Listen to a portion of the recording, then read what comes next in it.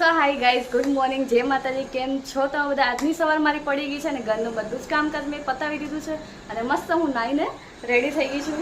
અને કેવી લાગુ છું મને કોમેન્ટમાં જરૂરથી કહેજો અને મારા વિડીયોમાં તમે એન્ડ સુધી બને રહેજો. લાઈક શેર સબસ્ક્રાઈબ કરવા મને ભૂલતા નહીં અને ફૂલ સપોર્ટ કરજો. તો હું નવા બ્લોગ લઈને આવીશ કે જોઈએ કે આજનો દિવસ મારો કેવો જાય છે. મારા વિડીયોમાં બને રહેજો. સવારમાં સૂર્યના દર્શન કરીને દિવસની શરૂઆત કરી દીધી છે. પછી માતાજીની દીવાબત્તી કરી લીધી મેં. ડેલી હું રોજ માગું છું કે મારા પરિવારને હંમેશા માતાજી સુખી રાખજે અને એમની બધી જ મનોકામના પૂરી કરજે. બસ એવી જ આશા રાખીને પછી મેં દીવાબત્તી કરી અને જોઈએ કે આજનો દિવસ મારો કેવો જાય છે. અને પછી તો મને બહુ ગરમી લાગી મળી. મેં કીધું પહેલાં હું વાળ બાંધી દઉં, કેમ કે ગરમી હમણાંથી બહુ જ વધી ગઈ છે. અને મસ્તના મેં વાળ પણ બાંધી દીધા. કેવા લાગે છે મને કોમેન્ટમાં કહેજો. પછી મારા ભાઈ ભાભી બધા વિડીયો કોલમાં હતા, મેં થોડી વાર એમની સાથે બધા જોડે વાતો કરી. પછી ધરતી અને હું અમે બંને નીકળી ગયા. અમારે થોડું કામ હતું, અમે ત્યાં જવા માટે નીકળી ગયા હતા. અને એટલો બધો તડકો છે તો મોઢે બાંધ્યું તો બી હાથ તો એકદમ બ્લેક થઈ જાય છે. પછી અમે નીકળી ગયા. અમારે જવું તો આજે HP ગેસના બાટલા માટે નવું કનેક્શન માટે, પણ ત્યાં જઈને ખબર પડી કે નવું કનેક્શન હમણાં બધું બંધ છે. એટલે કે થોડા ટાઈમ પછી આવજો. પછી અમને રસ્તામાં શેરડીનો રસ દેખાયો કે મેં ગરમી વધારે છે એટલે મેં કીધું શેરડીનો રસ પીને પછી આપણે શાંતિથી ઘરે જઈએ. તમે શાંતિ થોડી વાર બેઠા, શેરડીનો રસ પીધો અને પછી અમે આવ્યા ઘરે આવીને અમે થોડી રાતે ઇડલી વચી હતી તો એને વઘારી દીધી. અને મેં સેવ ટામેટાનું શાક બનાવ્યું છે. મારી નણંદ આજે બનાવે છે રોટલી. મેં તો આજે તું રોટલી કર. પછી મયંકને અમે બધા જોડે જ જમવા બેસી ગયા. સેવ ટામેટાનું શાક, રોટલી અને રસ. પછી બપોરે અમને બેઠા કંટાળો આવતો તો ઊંઘ આવતી નથી. મેં કીધું ચાલ આપણે ઓલો સ્ક્રબ લાવ્યા છે તો મોઢા ઉપર લગાવી દઈએ. મેં કીધું પહેલાં તું મારા ફેસ ઉપર લગાવ છે, પછી હું તને તારા ફેસ ઉપર લગાવી દઈશ. પછી એને મસ્ત મારા ફેસ ઉપર ઘસી દઉં અને પછી એનો વારો આવ્યો. પછી એના ફેસ ઉપર મસ્ત મસાજ કરી દીધી. અને પછી મયંક કે હું બી બાકી રહી ગયો, મને બી લગાવી દે. મેં તો કંઈ વાંધો નહીં, તમે બેસી જાઓ. ઓલી બાટલી લાવી પડશે. જવાનું કરવા 6 વાગે તડકો હોય છે. ગો ને થોડુંક જઈએ તો નહીં જઈએ. 7 વાગે જવું કે નહીં લેવું? ઓપ્શન તો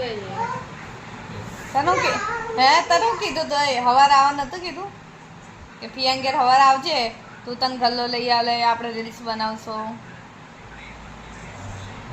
તું કેમ ના આવી? મારે ઘેર હવાર? પપ્પા સાયરા કામ કરતા.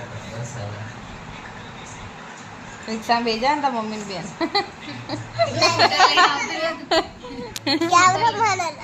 સ્કૂટર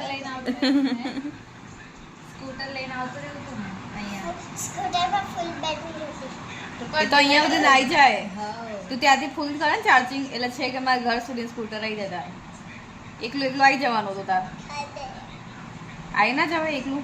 તારા કાનન બેન આવી જવાય ને ભાઈ.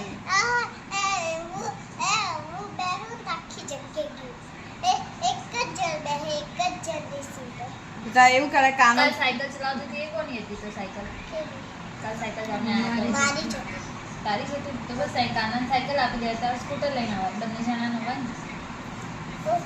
હવે તો ચાલે ને. હું સ્કૂટર લાવતી તો એની બેટરી રસ્તામાં ખતમ થઈ ગઈ. હા તો કાનન પણ સાયકલમાં લઈને આવતો ને તો કઈ સાયકલમાં તો 2 જણા બેસે ને. સાયકલમાં 2 જણા બેહ્યા પણ પાછળની સીટ છે ને એની પર કપડું નહીં બાંધેલું. બહુ વાગે ઘડી થાય.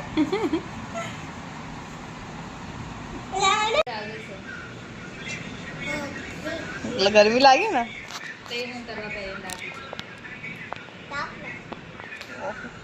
તાપમાં આવી ટોપી પહેરવાનું. એ તો આપણે ગલ્લો લઈ આવ્યા. એક ગલ્લો તારો ને એક બાર માટે ને, એક પિયા માટે ને એક તાર માટે. ઓકે, 2 લેવાના. 3 લેવાના. એક ધરતી દીધો.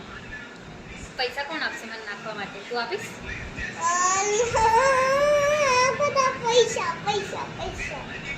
પૈસા જ જોઈએ ને.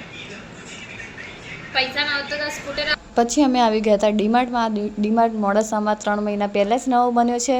તો અમે તો જઈએ આવતા અને થોડુંક ઘર માટે વસ્તુ લાવું હતું તો અમે પછી બધું લેતા આવ્યા અને થોડી વાર ફર્યા. હું તમને આ ડીમાર્ટ બધું બતાવું છું.